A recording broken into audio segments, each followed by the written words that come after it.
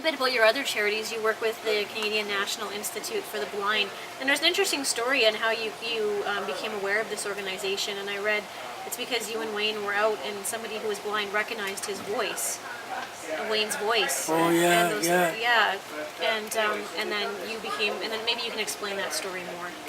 Yeah, well, he was at the airport, and it was late at night, and I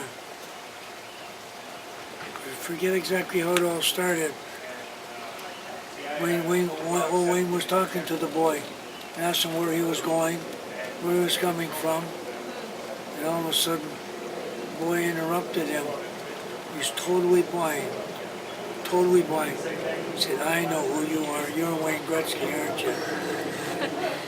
And anyways, it was 12:30 at night. I gotta go. We were talking at the kitchen table that night after I picked him up at the airport. And anyways, I gotta go to work the next morning. So I want to go to bed. And Wayne is so impressed. This young boy at that on the airplane knew who he was by his voice. He knew everything about him, who he was, the records he had. He was a real sports fan. I remember Wayne saying, "You know what I should do, Dad? Phone a few of my friends, have a little tennis tournament, raise a few dollars for the CNIB." Here we are. Wayne was 20 years old at the time, and he's 51 now. 30 years later, we've raised over $3 million for him, all because of that boy.